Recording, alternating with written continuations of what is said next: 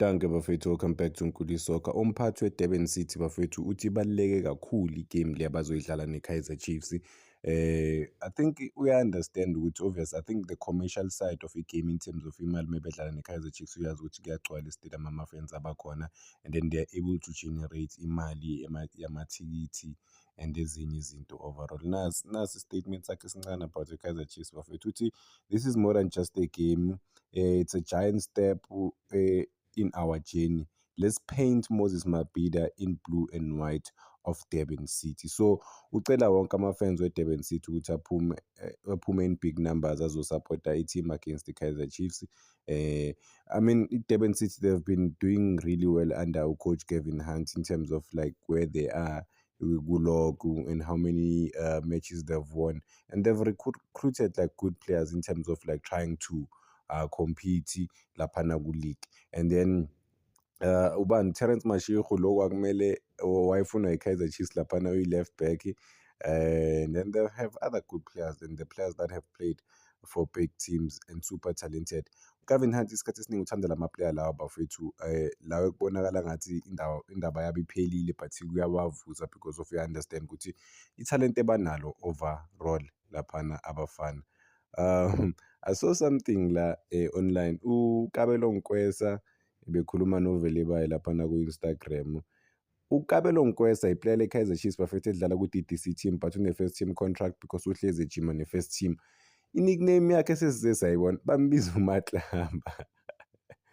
uKabelo, uMatlaba wayedlalela i-Orlando Pirates, mandlalela i-Golden Arrows, I think udlalela i-Golden Arrows uThabo Matlaba. Festival player leKaizer Chiefs bambiza uMatlaba. Well, there's nothing wrong at all bafethu ukuthi i-player, I mean mncane umfana, I think unabo uMatlaba 15 years difference or so lapho nje between yena ne-player, but it's almost 15 years if it's not 15 years. So it's good ukubona ukuthi abanye abafana they were inspired by uThabo Matlaba, and to this day bayakwazi ukubiza ngoThabo Matlaba overall. Yeah, it's gonna be a big game between the Kaizer Chiefs with iDurban City. iDurban City bafethu ine-squad esigood and they inika wonke ama-teams i-problem. I saw them playing against Mamelodi Sundowns la bayiluza nge-big score, but before lapho they could have easily scored boma-3 goals, balide 3-0 or 2-0 lapho, but they could not convert their opportunities overall. Baze bageja ne-penalty bafethu uRonwen Williams alibamba i-penalty. So a big game, can't wait to see it, ngibona ukuthi izinto zizohamba kanjani. Any big game esizoyibona nge-weekend, but the biggest game of the weekend, Orlando Pirates versus Mamelodi Sundowns. Yeah, that game bafethu, that game is huge. Idlalela laphana eLoftus, amathikithi I think aphumile izolo. I think it's gonna be a sold out affair. Igame enkulu kakhulu because i-Orlando Pirates izozitesta against iMamelodi Sundowns ukuthi ingaba kuphi this season ku-league, ingalwa kangakanani, because it's important for them ukuthi bawine i-league. Why? Because abasekho na ku-CAF Champions League, so banaso isikhathi sokuthi just bafocuse ku-league kuphela. They just nje manje bathatha i-energy yabo yonke bafocuse ku-league. They're not traveling continentally, abayi ko-North Africa, abayi ko-East Africa, base-South Africa nje kuphela, so bazodlala around. So it's very important for them to win the league. If abayiwini this season kusho ukuthi ngeke baphinde bayiwine, ngeke bayiwine nje anytime soon. That's their biggest opportunity ukuthi bayiwine. Then Mamelodi Sundowns bayazi uMiguel Cardoso une-point okumele aliprove. i-Orlando Pirates yamnokha out laphana ku-MTN 8 kuma-semi-finals. Twice coming back from behind usibilibili, Orlando Pirates yakwazi ukuthi i-draw neMamelodi Sundowns kuma-penalty kula yakwazi ukuwina khona. uSipho Shane aseva ne-penalty. Masibheka aseva, I think he saved a big penalty. Masibheka igame sibona ukuthi obani abangaba highly influential, siyazi ukuthi i-battle lizoba nkulu between uMbokazi noReyners laphana phambili, but I'm interested to see ukuthi midfielder ku-midfield positions izoshape kanjani iMamelodi Sundowns ne-Orlando Pirates. But iMamelodi Sundowns siyazi ukuthi number 10 yabo manje uNuno Santos bafethu udlala i-attacking vele, ugqokana number 10, udlala ne-position 10 latho abe ne-free roll khona akwazi uku-assist, but une-versatility-ke, sinokumbona close to the box aphinde adrobhe kancane. So iplayer important kakhulu. And then Teboho Mokoena, Bo Alenda, Bo Resinho. I think Resinho is he still suspended? I think he is. I don't think he will play one of the biggest games for Mamelodi Sundowns this season, a huge game. Cabanga ukuthi amaplayer amaningi even nalawa amasha atsheliwe ukuthi this is a big one, but you just have to focus and try ukuthola ama-results. It's not going to be an easy game, but yeah, it's a must win for Orlando Pirates ukuthi babonise statement ukuthi okay, they are here to win, they are here to compete.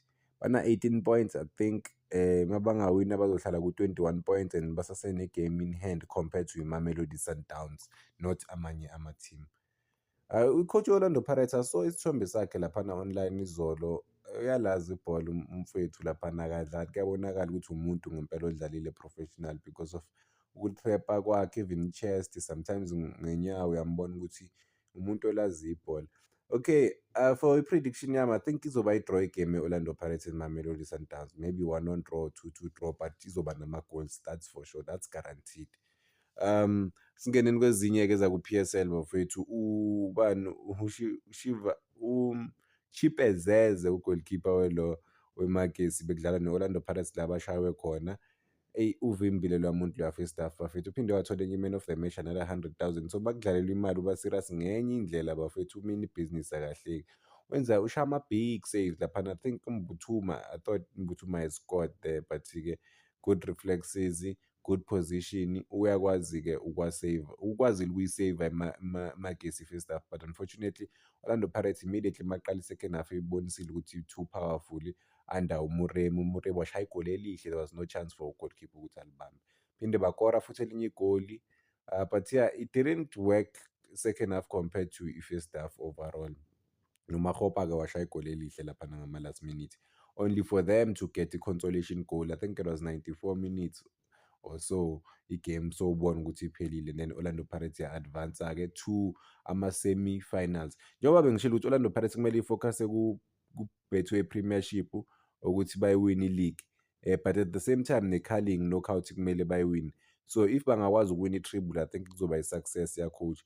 Kusasene-Nedbank Cup, so yeah, akhona ama-cup competitions ngempela i-Orlando Pirates engabheka ukuthi ingawawina. I think banayo i-chance ukuthi bawine i-treble, they do have a chance. And basazoresta kakhulu ama-team mawa-travel ukuya e-Africa. Bane-squad esi-strong, mina abo-Apolis bafethu, Apolis i-superstar umjida. Yabona makuthiwa khona ama-superstars ebholeni lase-South Africa, we don't have to look far, bakhona u-Oswen Apolis, ayi-star umjida, star player. I think amanye ama-game esingawabheka, Isuwelele idlala nani? Amanye ama-game or amanye ama-team engingawabheka, i-Marumo Gallants, one of the most exciting teams ku-Betway Premiership overall bafethu. Siyazi ukuthi seyenzeni this season in terms of mayidlala nama-team lawa amakhulu, ukuthi they always deliver, and then akukho lula ukudlala nabo laphana i-Marumo Gallants. So we will see, because badlala i-match enkulu this in fact not this weekend bafethu, namhlanje ntambama badlala nelona ne-Stelis, i-Stellenbosch, so i-quarter final nabo bafuna ukureacha i-final ezi-Marumo Gallants. So ne-Stellenbosch senza kahle kakhulu kuma-cup competitions, even manje abenzi kahle laphana e-league, but they've got important win laphana ku-continental level, ba-qualify for ama-group stages. So bona ukuthi mababuya ukuthi mebedlala ku-Telkom knockout bazodeliver na, but-ke bana-something laphana kuma-knockout games, whereas i-Marumo Gallants ine-squad esizithembayo, inama-players super powerful, ondlondlo laphana esiswini. Ubani uPhambaniso noma ubani bafishane bawu-2 laphana ku-midfield, and then khona ubheka iMabuza, umfana laphana omncane highly influential, unamagoli, unama-assist, so uyakwazi ngempela ukuyisiza i-team. Then kunabomSendami, Osithole, different players nje, they add something to the game, and yeah, we'll see bafowethu, maybe i-Marumo Gallants izokwazi uku-advance. I-Marumo Gallants if iyakwazi uku-advance to semi-finals idlale no-Orlando Pirates bafowethu, kuzoba nzima. Yazi why ngithi kuzoba nzima? Mayibhekane ayikakaluzi i-Marumo Gallants, idlale ne-Chiefs, idlale ne-Sundowns, idlale ne-Pirates, ishayile i-Pirates yashaya iMamelodi Sundowns, yayinokha out kule Carling kuma-penalty, yadraw ne-Kaizer Chiefs laphana e-Soccer City. So i-team important kakhulu lena, i-team ngempela engakwazi ukuthola ama-results against against any other team la ebholeni lase-South Africa overall. But-ke siyifisela nenhlanhla i-Starlets bafethu ukuthi bakwazi ukuthola ama-results nabo baqhubeke ngerun yabo.